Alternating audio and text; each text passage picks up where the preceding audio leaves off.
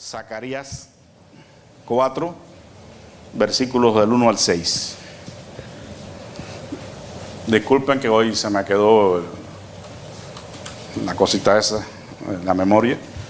No vamos a poder tener PowerPoint, pero los puntos son bien sencillos. Usted los podrá recordar fácilmente. Zacarías 4, versículos del 1 al 6. ¿Ya lo tienen? Volvió el ángel que hablaba conmigo y me despertó, como un hombre que es despertado de su sueño. Y me dijo: ¿qué ves? Y respondí: he mirado y he aquí un candelabro todo de oro, con un depósito encima, y sus 7 lámparas encima del candelabro, y 7 tubos para las lámparas que están encima de él. Y junto a él 2 olivos, el uno a la derecha del depósito y el otro a su izquierda. Proseguí y hablé diciendo a aquel ángel que hablaba conmigo: ¿qué es esto, Señor mío? Y el ángel que hablaba conmigo respondió y me dijo: ¿no sabes qué es esto? Y dije: no, Señor mío.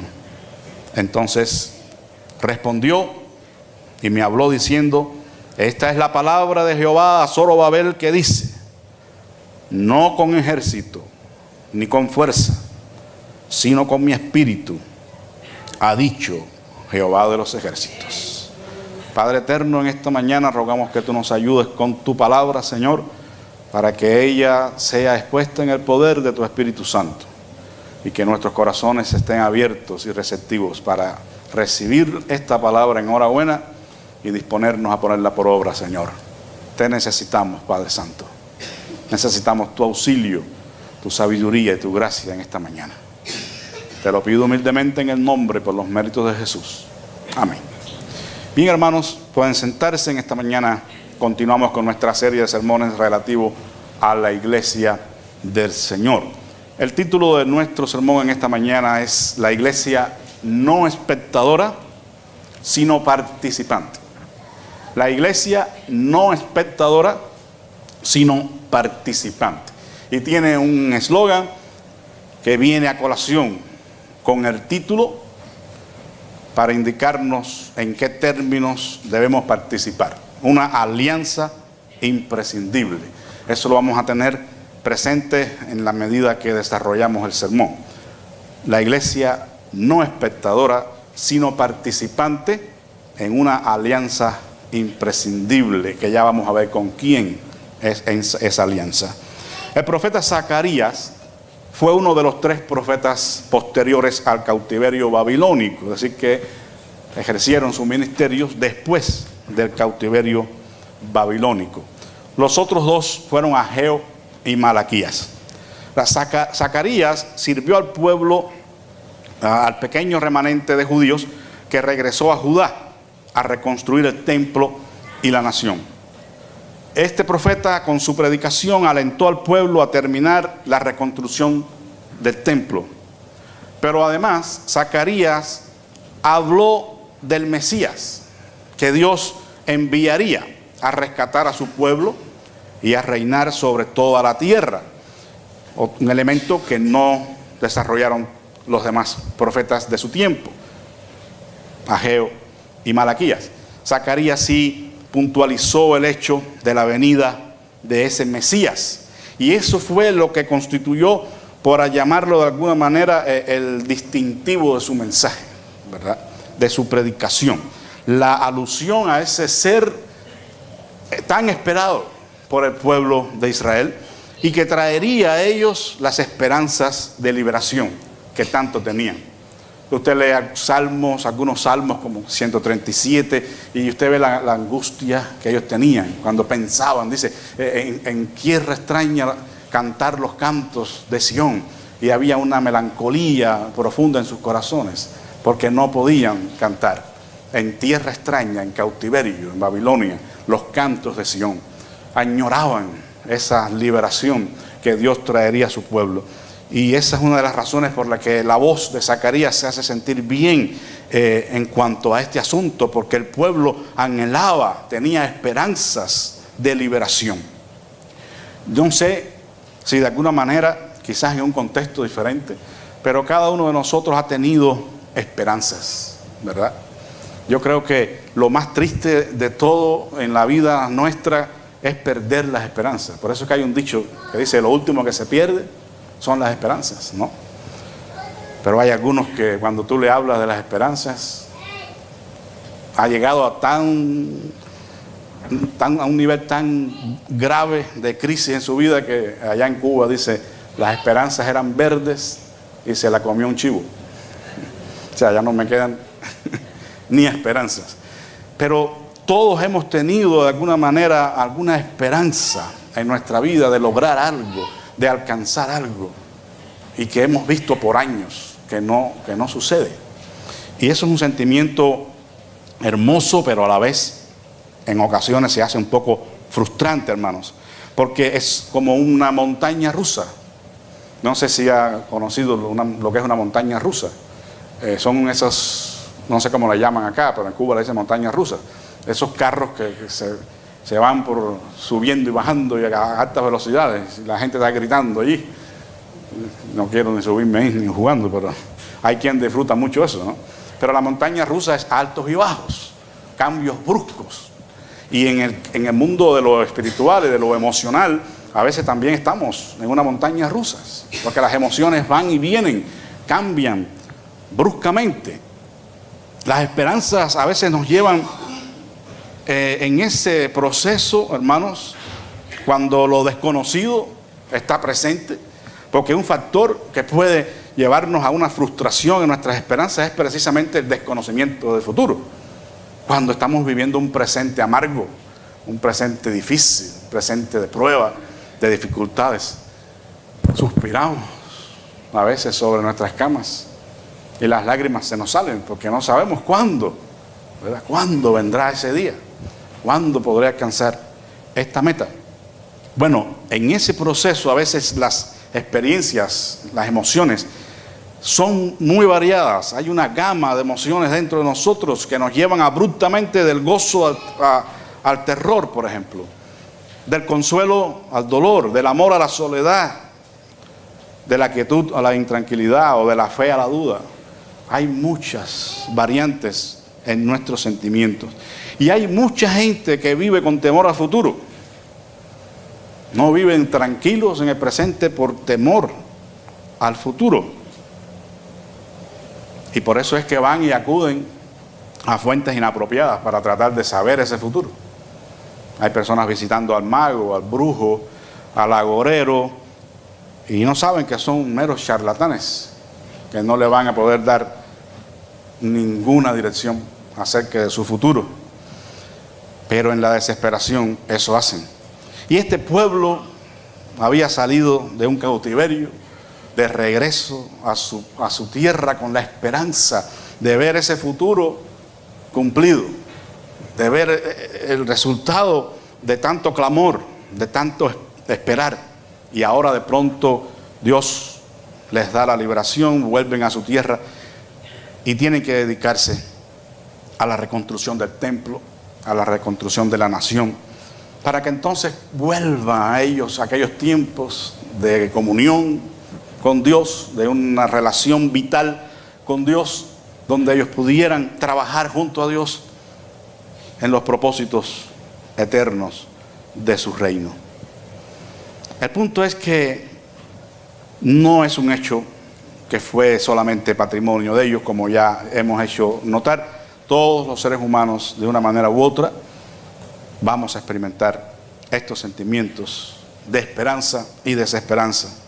Trataremos de ver en este pasaje cómo es que debemos comportarnos ante la medida de incertidumbre que nos toca a todos en relación al futuro. Porque todos nosotros tenemos una medida de incertidumbre. No sabemos exactamente cómo va a ser el futuro. Cómo va a ser el futuro nuestro, tanto en lo personal como en lo familiar o aún en lo eclesial, como congregación o como la humanidad. Siempre hay un question mark, ¿verdad? Un signo de interrogación al final, porque no tenemos todas las respuestas. Pero el no tener todas las respuestas no es necesariamente una justificación para quedarnos atascados en el presente. Tenemos que continuar adelante. Tenemos que participar del plan de Dios. Por eso el título del sermón: no somos espectadores, debemos ser participantes. Porque el temor al futuro, a lo desconocido, a los problemas que podamos encontrar en ese futuro, no nos deben paralizar, hermanos. Como alguien le decía el otro día a alguien, el hecho de que te quedes parado en un lugar va a evitar que tropieces, por supuesto.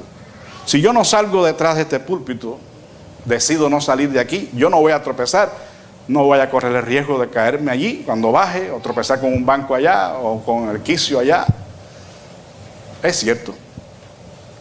Pero también les animaría a contestar esta pregunta: ¿a dónde voy a llegar?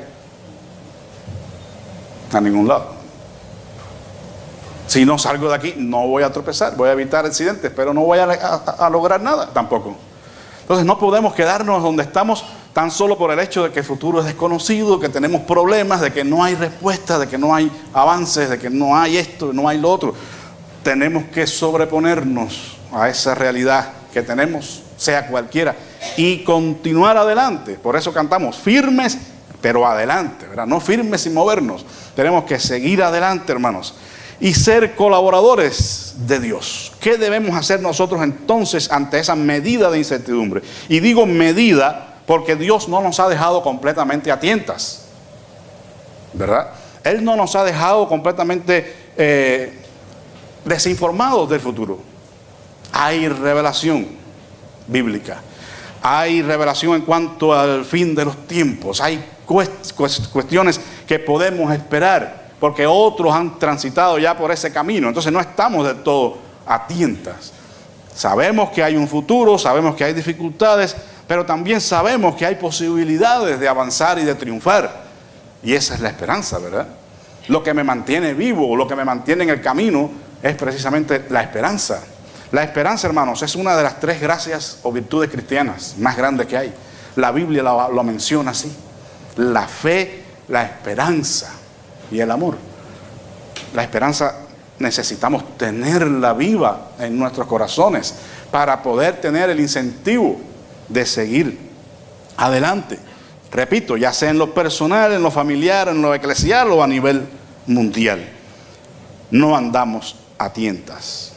¿Qué fue lo que pasó aquí, en este contexto de Zacarías como profeta, trayendo el mensaje de esperanza a la nación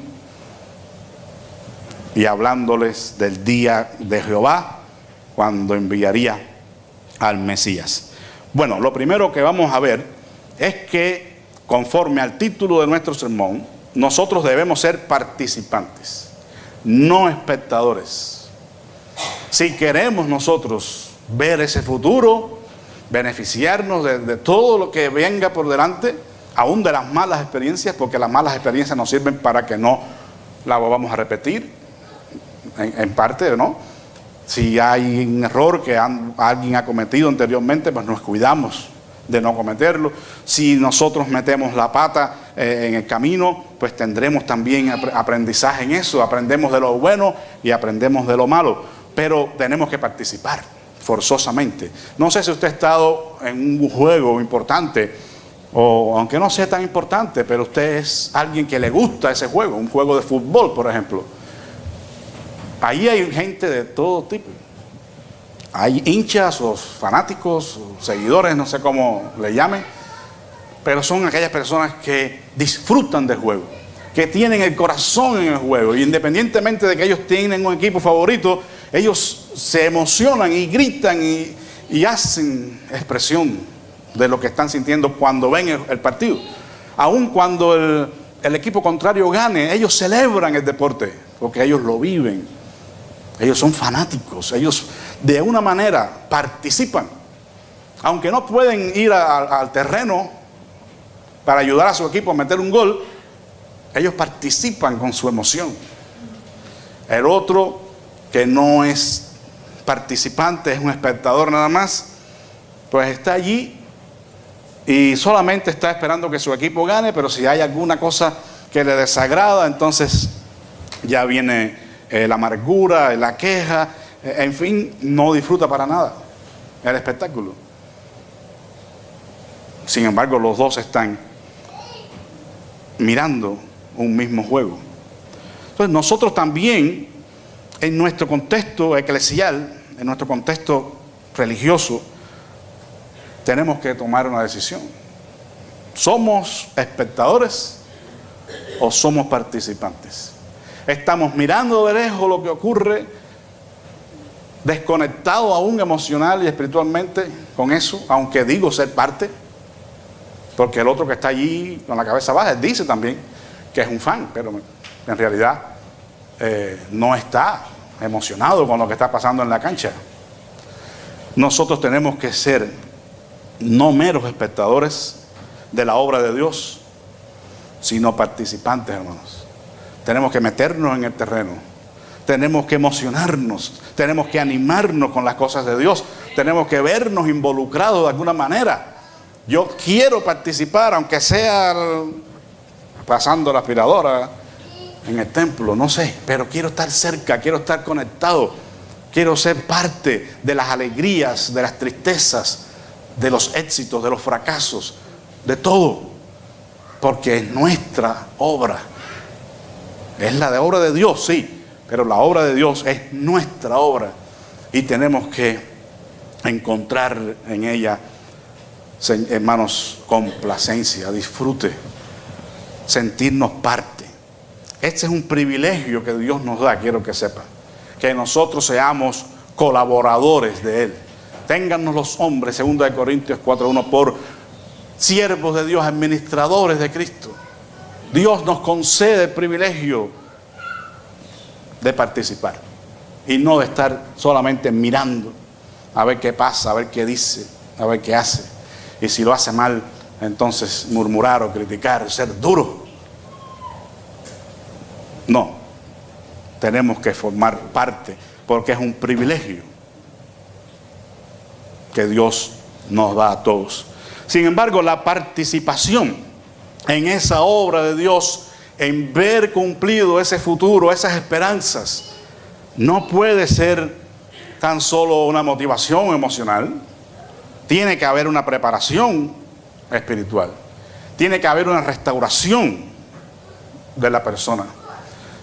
La Biblia aquí, en este contexto que estamos hablando, nos habla en los versículos 2 al 6 del primer capítulo, que Zacarías llama al pueblo al arrepentimiento y a volverse a Dios. Volverse a Dios. Antes de comenzar la reconstrucción del templo, antes de comenzar la reconstrucción de la nación. Dice: se enojó Jehová en gran manera con vuestros padres. Diles pues, así ha dicho Jehová de los ejércitos, volveos a mí, lo que es sinónimo de arrepentirse. Dice Jehová de los ejércitos, y yo me volveré a vosotros, ha dicho Jehová de los ejércitos. No seáis como vuestros padres, a los cuales clamaron los primeros profetas diciendo: así ha dicho Jehová de los ejércitos, volveos ahora de vuestros malos caminos y de vuestras malas obras, y no atendieron ni me escucharon, dice Jehová. Vuestros padres, ¿dónde están? Y los profetas, ¿han de vivir para siempre? Pero mis palabras y mis ordenanzas que mandé a mis siervos por los profetas, ¿no alcanzaron vuestros padres? Por eso volvieron ellos y dijeron: como Jehová de los ejércitos pensó tratarnos conforme a nuestros caminos y conforme a nuestras obras, así lo hizo con nosotros. El profeta, Dios, a través de su ángel, está hablando de el pasado triste que tuvieron cuando los padres no obedecieron. ¿Y ustedes qué van a hacer? ¿Ustedes van a hacer lo mismo? ¿Ustedes van a estar en la misma página? ¿Ustedes van a seguir en la misma condición, sin arrepentirse de sus pecados, sin volverse a mí?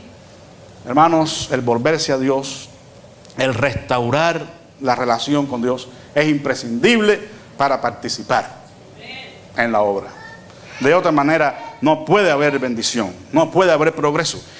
Ellos tenían una gran necesidad de reconstruir el templo, de restablecer el culto y la adoración a Jehová. en el versículo 1:16, dice: por tanto, así ha dicho Jehová, yo me he vuelto a Jerusalén con misericordia. En ella será edificada mi casa, dice Jehová de los ejércitos, y la plomada será tendida sobre Jerusalén. En el 4:8 dice: y él dijo, esta es la maldad, y la echó dentro del efa. Perdón, 4:8, estaba leyendo 5:8. Vino palabra de Jehová a mí diciendo: las manos de Zorobabel echarán el cimiento de esta casa, y sus manos la acabarán, y conocerás que Jehová de los ejércitos me envió a vosotros. Y en el 6:15, y los que están lejos vendrán y ayudarán a edificar el templo de Jehová, y conoceréis que Jehová de los ejércitos me ha enviado a vosotros. Y esto sucederá si oyereis obedientes la voz de Jehová vuestro Dios. Es decir, que había una noble intención, un gran deseo de reconstruir el templo, de reconstruir la adoración. Pero antes tenían que dejar sus pecados. Antes tenían que dejar sus vidas mediocres, sus vidas lejanas de Dios. Tenían que volverse a la adoración genuina, a la comunión con Dios. El templo de Salomón fue saqueado e incendiado por los babilonios en el año 587. En el 537, es decir, 2 años después del retorno del exilio, se comenzó a construir nuevamente el templo. Fíjense qué lerdo, ¿no? Qué lento. 2 años después. ¿Qué estaba pasando, no? Con esas esperanzas, con el deseo de ver ese futuro de restauración, como que habían caído en un letargo, como que habían caído en un acomodamiento, en una vida acostumbrada a satisfacer sus necesidades. Ellos vivían en casas artesonadas y no había un templo para el Señor. Ellos tenían todos los lujos, pero la casa de Dios ni siquiera existía. Y tuvo que venir la predicación de estos profetas bien fuertes, bien fuertes. Usted lee a Ageo capítulo 1 y se dará cuenta cómo les habló el profeta, sin pelos en la lengua. Es tiempo para vosotros de habitar en sus mansiones, mientras que la casa de Jehová está vacía, está destruida. Y los llamó al arrepentimiento. 2 años, hermanos. Y se terminó en el 515. Fíjense qué clase de espacio de tiempo tan largo para llegar a la reconstrucción del templo. ¿Por qué? Porque la tarea no era fácil. Cualquier proyecto espiritual va a encontrar mucha resistencia. Cualquier obra noble de Dios va a encontrar resistencia, porque tenemos enemigos. Y ellos encontraron enemigos. Pero ellos fueron celosos de guardar, hermanos, el testimonio y la santidad. ¿Por qué? Porque la Biblia nos dice que la gente de la región, que donde ellos estaban, los enemigos de Judá y de Benjamín, se ofrecieron para ayudar a construir el templo de Jehová. Nosotros estamos aquí y les vamos a ayudar. ¿Y qué pasó? Zorobabel los rechazó. ¿Por qué? Porque la religiosidad de estas personas estaba contaminada por muchas creencias y prácticas paganas. Y el Zorobabel dijo: no, de eso nada. Es cierto que necesitamos reconstruir el templo, pero va a ser reconstruido por gente santa, con gente que está parada sobre la verdad de Dios. Y no permitieron la contaminación, hermanos. Tenemos que tener cuidado en eso. La obra de Dios es santa y tiene que ser hecha por gente santa, hermanos. No por gente perfecta. No me malentiendan, porque yo no soy perfecto, ni usted tampoco. El único que es perfecto absolutamente es Dios. Pero si podemos y debemos ser santos, llamados a vivir apartados para Dios en el temor de Él. Yo estoy seguro que Zorobabel se sintió tentado. No tenemos mucha gente dispuesta, y ahora vienen estos y nos quieren ayudar, pero ellos no están en comunión con Dios. Ellos no están en obediencia a Dios, y no los pudo recibir. No es porque Zorobabel fuera un santurrón, es que esa es la orden de Jehová: santificaos primero, porque mañana haré grandes cosas entre vosotros. Tenemos que santificarnos, Tenemos que permitir que la mano de Dios rasgue nuestro corazón y aunque duela, hermano, abandonar la vida mediocre y la vida contaminada. No necesariamente a veces con pecados horrorosos, grotescos, pero con nuestra indiferencia, con nuestra flojera, con nuestro poco ánimo, con nuestra religiosidad. Tenemos que despojarnos y decirle: Señor, yo quiero participar, pero quiero antes restaurar mi vida. Estas personas encontraron fuerte oposición. No solamente Zorobabel tuvo que rechazar la ayuda de estas personas por no estar en una misma página con ellos en cuanto al temor de Dios, sino que experimentaron una oposición tan grande que conspiraron contra ellos. Conspiraron incluso para matarlos. Sobornaron a ciertos funcionarios del gobierno, gente de alta, para que se opusieran a la reconstrucción del templo. Por eso que demoró tanto. Se terminó al inicio de la primavera del año 515. Estamos hablando quizás de 20, 30 años, no sé. 15 años creo. Bastante tiempo, ¿no? Porque hubo oposición. Tenían influencia, tenían amigos allá arriba y le dieron dinero para que impidieran la reconstrucción del templo. Hay muchas cosas que se van a oponer, hermanos. Si nosotros nos proponemos levantar la bandera de la santidad de Dios en nuestras vidas y en nuestra iglesia, vamos a encontrar oposición. Y no se asombre si la encuentra aún dentro de nuestra misma iglesia, dentro de nuestra misma denominación. Porque la santidad no es muy amada en estos tiempos. No es muy anhelada. Sí está bien desarrollada como doctrina en los libros, pero como ya decíamos la semana pasada, la doctrina tiene que hacerse una vivencia en nuestras vidas. Y tenemos que poner celo y empeño, hermanos, para que eso pueda llevarse adelante. ¿Cómo aplicaríamos esto a nosotros? No tenemos un templo que edificar, ¿verdad? Físicamente hablando. A no ser que tumbemos este y hagamos otro. No. Pero sí tenemos un altar que reconstruir. El altar de la adoración personal de nuestra vida con Dios. Primero. Mi devoción con Dios. Mi cercanía a Dios. Estaba mirando una foto que me pusieron allí, uno de mis amigos del Facebook. Que usted la ve de pronto y quizás no le dice nada. Pero a mí me tocó grandemente mi corazón.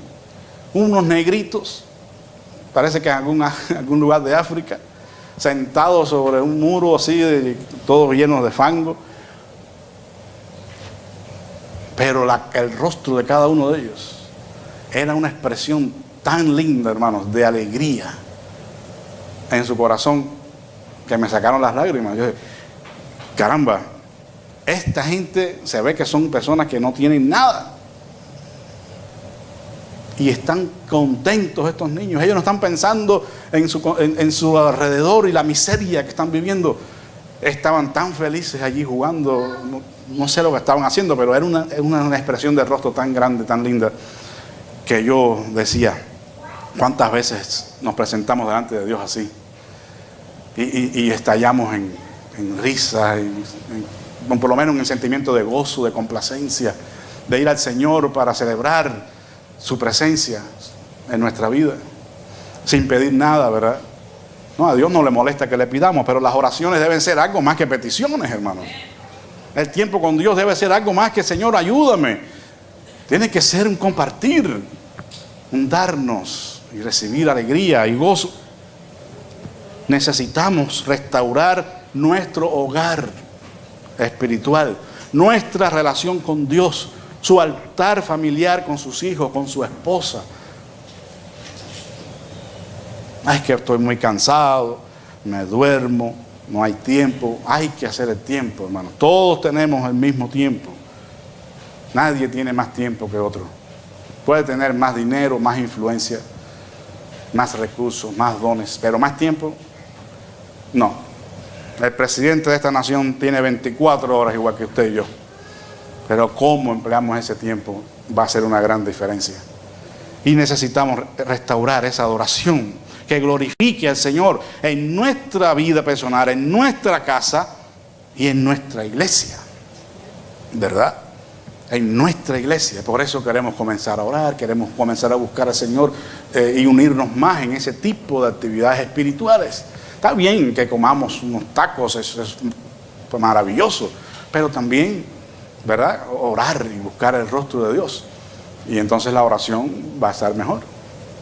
A veces vamos a prescindir de los tacos, vamos a ayunar y vamos a solamente a buscar a Dios. Y todo esto va a tomar forma, pero necesitamos ponerle nuestro deseo, echarles ganas, como dicen allá en México, ¿verdad? Reconstruir.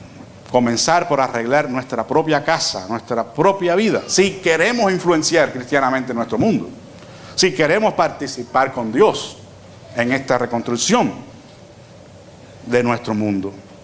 Lo segundo es que estemos dispuestos a resistir la oposición, como ellos la experimentaron. Nosotros la vamos a experimentar. ¿Estamos dispuestos? Esa es la respuesta que tenemos que buscar en nuestro corazón.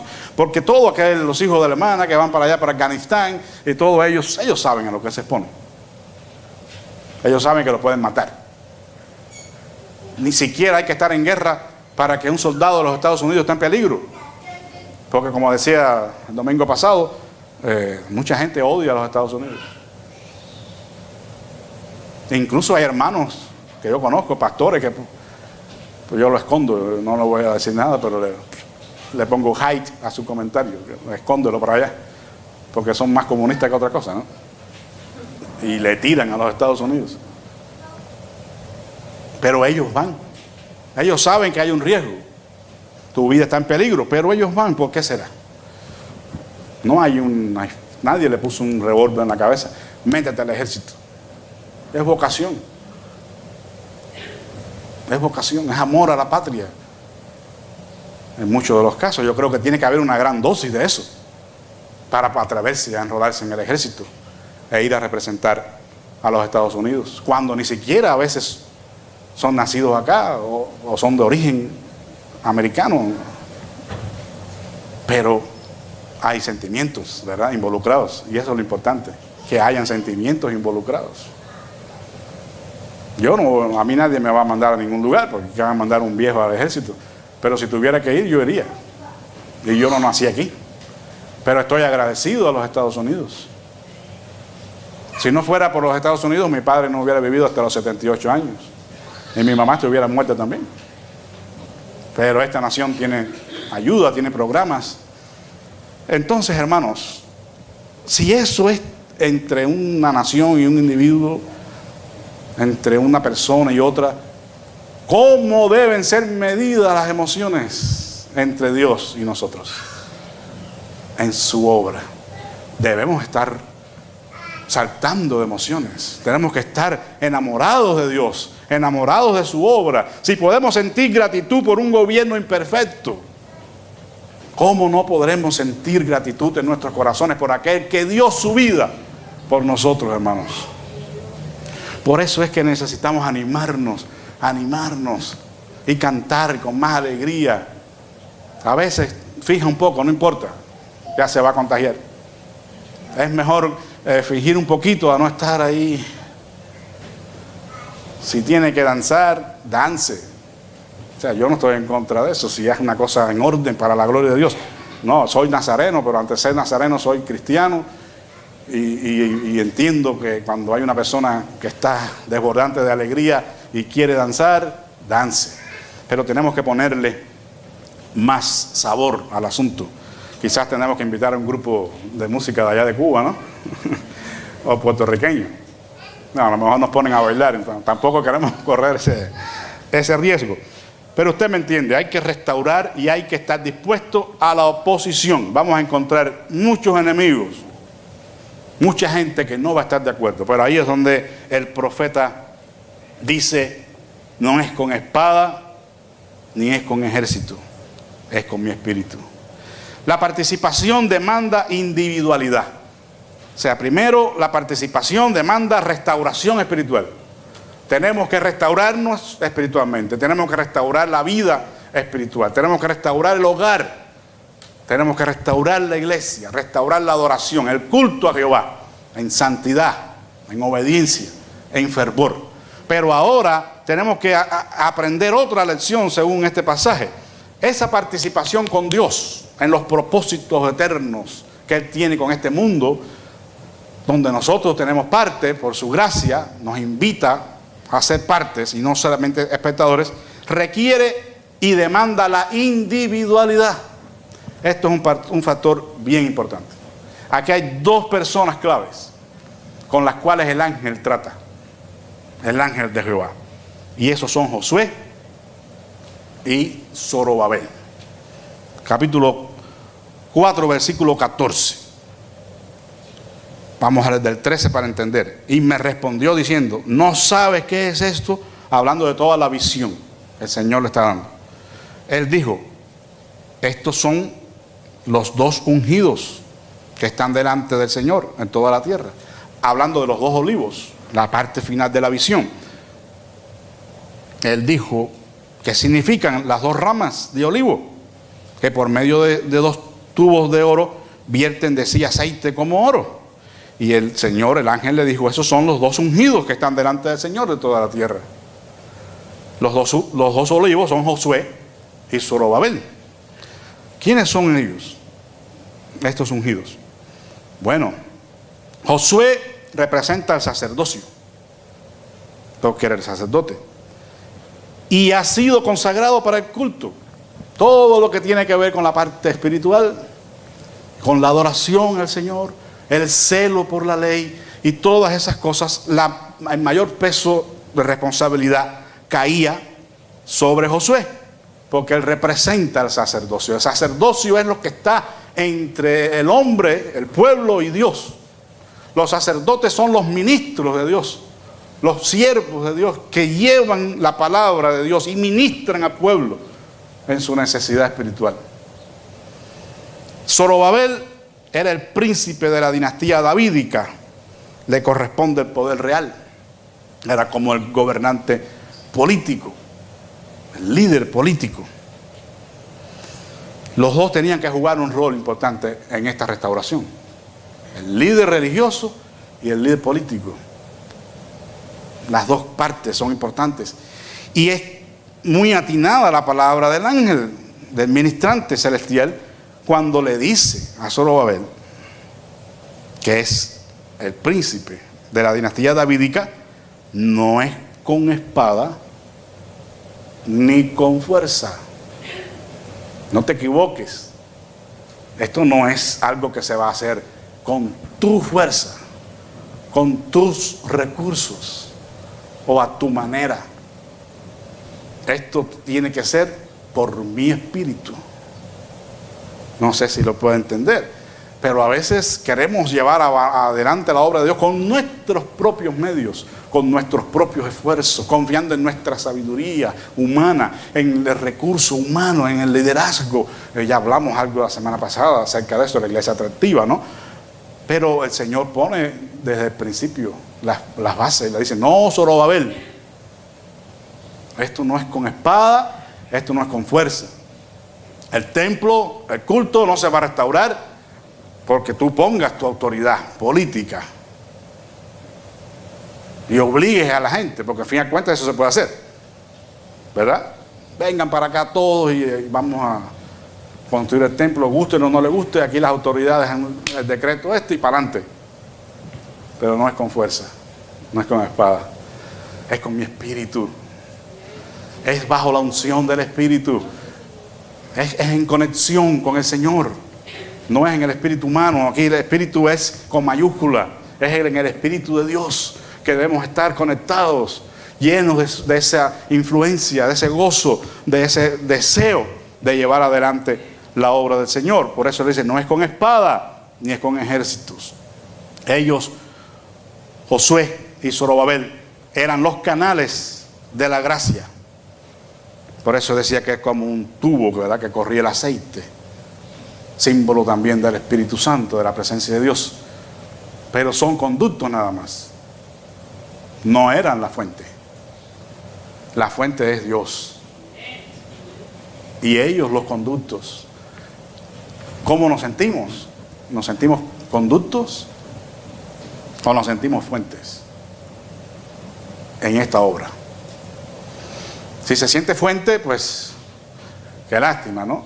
Porque entonces el fluir del Espíritu no va a venir a través suyo, ni a través mío. Si yo me creo la fuente de sabiduría y de fluir de Dios, entonces estoy perdido, estoy fracasado. Pero si yo estoy vacío de mí, para que Él me llene, y recuerden la figura del prisma de la semana pasada, a través de nosotros fluye esa gracia y esa bendición de Dios. Entonces las cosas cambian, hermanos. No es con espada ni es con fuerza, es con mi espíritu, dice el Señor, y nos quiere hacer bien claro que Él es la fuente y seguirá siendo la fuente. El que cree en mí, como dice la Escritura, ríos de agua viva fluirán de su interior, pero vienen de Él y fluyen a través de nosotros. Pero aquí lo interesante es que hay una participación individual, la de Zorobabel y la de Josué. Nadie podía poner eso en tela de juicio. Si alguien del pueblo viene, bueno, ¿y qué pasa contigo, Zorobabel?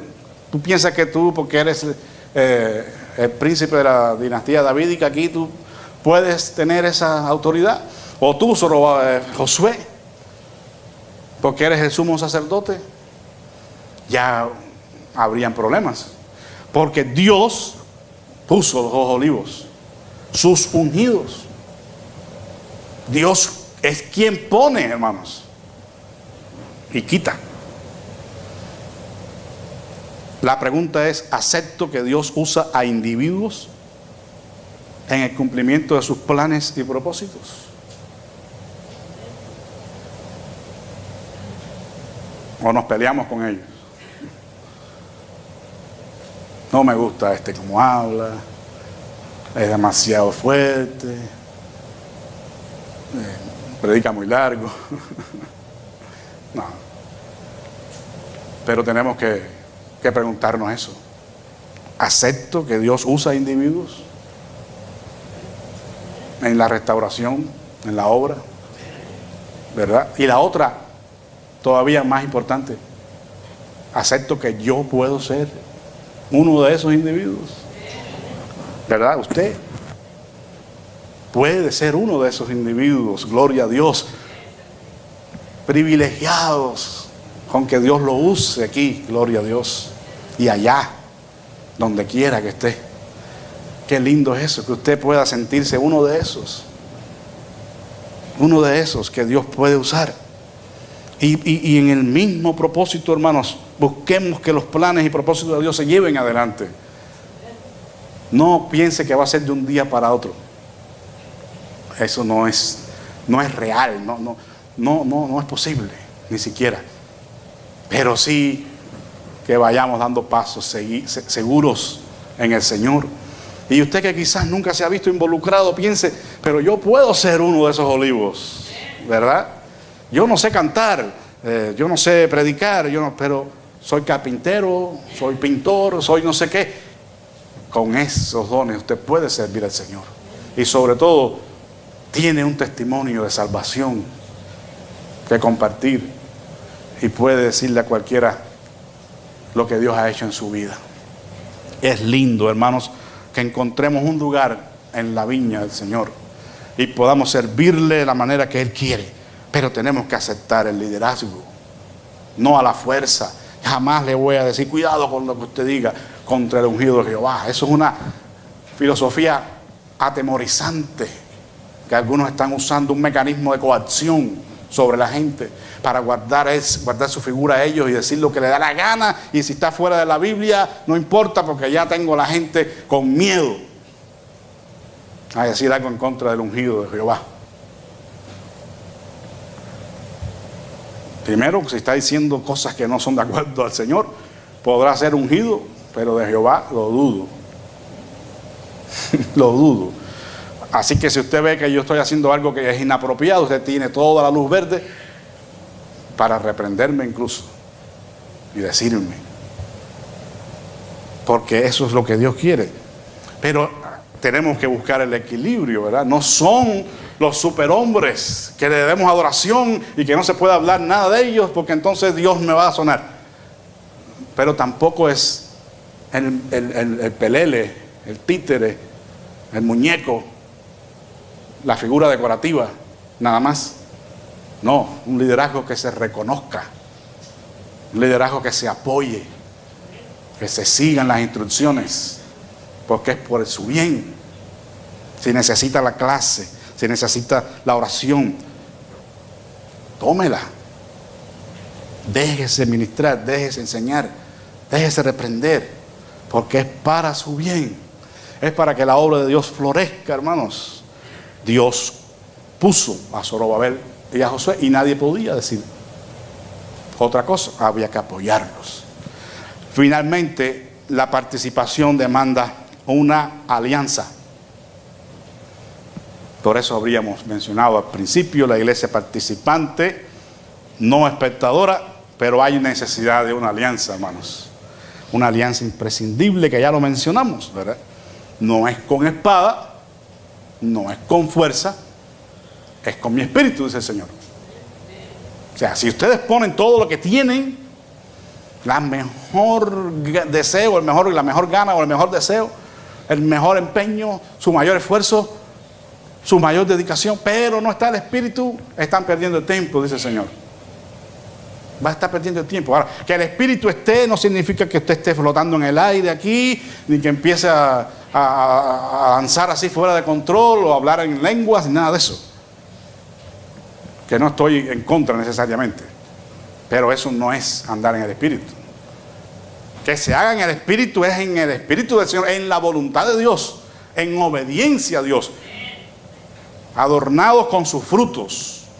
Porque si hay una señal en el Nuevo Testamento, si hay una evidencia de estar lleno del Espíritu, es el fruto del Espíritu. No es ningún don.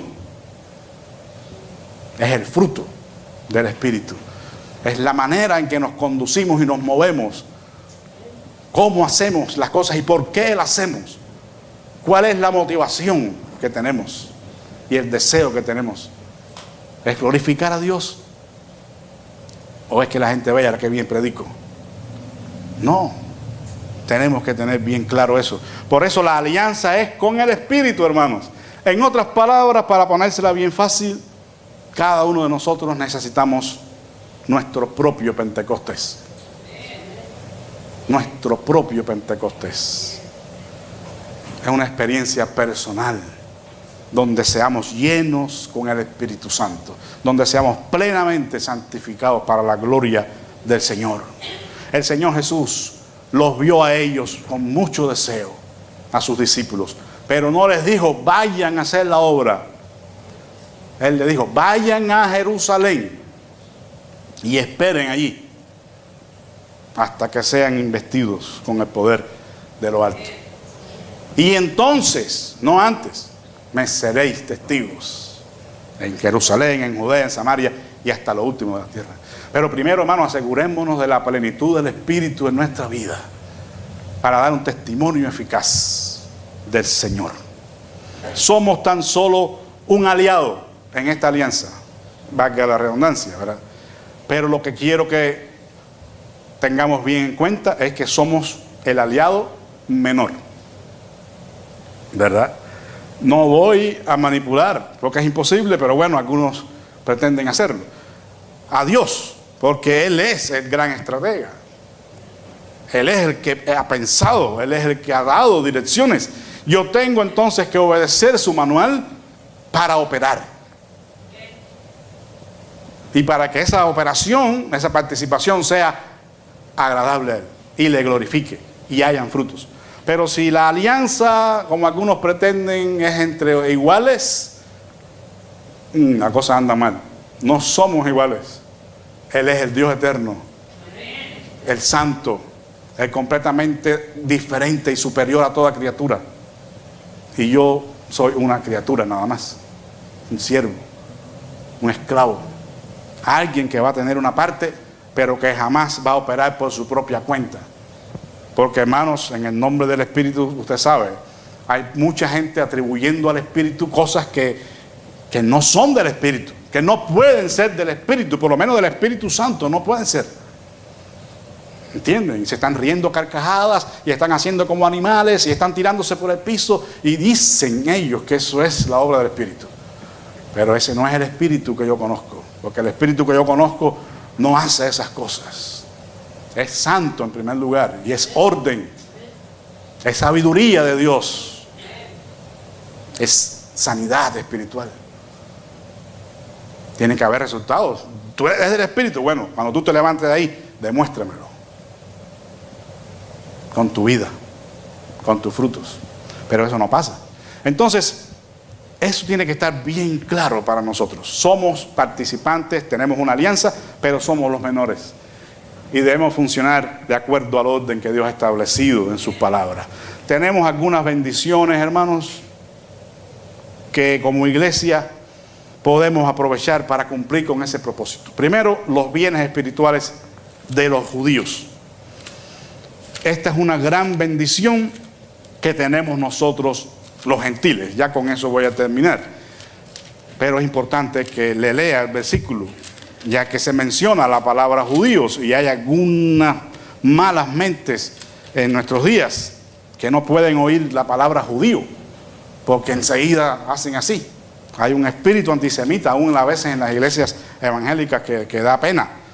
Pero dice la Escritura en el Nuevo Testamento, en palabras de Pablo, o Saulo, que no era otro que un judío, pues les pareció bueno y son deudores a ellos, porque si los gentiles han sido hechos participantes de sus bienes espirituales, es decir, de los judíos, deben también ellos ministrarles de los materiales. El contexto es una ofrenda de amor para los santos en la ciudad de Roma o de Jerusalén. Y entonces Pablo está diciendo, bueno, qué bueno que ustedes quieren colaborar con ellos económicamente, porque ellos les han dado de sus bienes espirituales. Ellos nos han dado a nosotros la base y raíz de nuestra fe. A ellos se la debemos, a Dios por medio de ellos, pero viene de ellos. El mismo Jesús lo dijo en el contexto de la mujer samaritana. La salvación viene de los judíos. Entonces tenemos todos esos recursos espirituales, hermanos, que hemos recibido de parte de ellos para seguir adelante en la obra en una misma página con el Señor. Del llamamiento celestial, dice Hebreos 3 del 1 al 14, que Dios, no lo voy a buscar para abreviar el tiempo, pero allí en Hebreos 3 del 1 al 14 encontramos cómo nosotros, los gentiles, hemos sido participantes del llamamiento celestial y de Cristo, e involucrados, en otras palabras, en los propósitos eternos de Dios, para llevar adelante la obra, para participar en esta alianza. En Filipenses 1:7 dice que hemos hecho participantes de su gracia, de su favor inmerecido, de la gracia de Dios que es multiforme.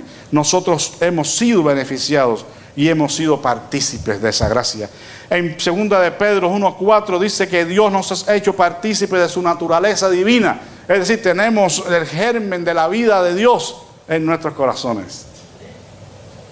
¿Queremos algo más lindo y más poderoso que eso para llevar adelante la obra de Dios? No lo hay.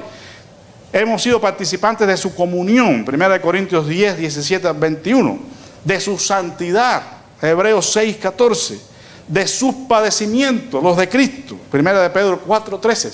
Y ahí sería un buen paréntesis, ¿verdad? Queremos de todo menos padecer. Queremos de todo menos sufrir. No sé si ha hecho un llamamiento o escuchado un llamamiento. Vengan, hermanos, todos los que quieran padecer por Cristo. Eso no es muy común. Pero somos participantes de su padecimiento y de la gloria revelada, 1 de Pedro 5:1, porque esa es la gran noticia. En este proceso, en esta participación, Dios nos ha hecho partícipes de la gloria revelada. Y eso es algo, hermanos, que Él no comparte con nadie. Dios no comparte su gloria con nadie. Pero lo revelado en su evangelio, en su palabra, en Cristo, Él nos ha hecho a nosotros partícipes de eso. Y ahí está el final de la historia. Recuerden que estábamos hablando de las esperanzas, las que muchas veces vemos frustradas. Esta esperanza no avergüenza, dice Romanos 5:5, porque el amor de Dios ha sido derramado en nuestros corazones por el Espíritu Santo que nos fue dado. Es decir, esta esperanza no nos va a dejar en el camino frustrados y agotados y tumbados, porque esta esperanza se va a cumplir, porque es la promesa del Dios eterno que no miente. Y nuestro final será un final de paz. Será el final de entrar en la gloria de Dios. Pero tenemos que estar firmes en esto. No podemos olvidar que es necesario, ante todo, la restauración espiritual que precede a la participación. Que la participación demanda la individualidad y que la participación demanda una alianza con Dios por medio de su Espíritu Santo. Que el Señor nos bendiga. Vamos a orar. En lo que oramos, si desea la oración, puede pasar. Si quiere dar algún testimonio también, es el momento para que Dios derrame su presencia en nuestras vidas. Padre, estamos agradecidos en esta mañana porque tú nos hablas directamente a nuestros corazones. Estamos agradecidos, Señor, de que nos concedas el privilegio como iglesia de ser participantes de tu gracia, de tu llamamiento celestial, del cumplimiento de los propósitos tuyos en este mundo. Gracias, Señor, porque podemos ser parte de, y no solamente los que miramos. En esta mañana yo te ruego que tú, que quebrantas los corazones, tú que hablas, estés poniendo el sentir como el hacer por tu buena voluntad en cada uno de mis hermanos. Y ellos puedan tener un mensaje claro en su corazón de lo que tú quieres para ellos, Señor, en este lugar. Que ellos puedan sentirse parte del ministerio en esta iglesia, tu iglesia, Señor. Esta mínima expresión de tu iglesia en este lugar de Sur Flores. Te ruego, Señor, que los despiertes a tu voluntad, a tu plan y a tu propósito en sus vidas. Gracias por lo que ya estás haciendo. Gracias por lo que estás poniendo en los corazones de mis hermanos, por el compromiso que están asumiendo. Gracias por los planes que tenemos. Bendice las células, Señor, que van a comenzar. Bendice los planes de oración, de búsqueda. Todo lo que vayamos a hacer, queremos, Padre, que te glorifique a ti. Y que tú puedas estar bendiciéndonos en todo lo que hacemos. Te lo pedimos humildemente en el nombre de Jesús.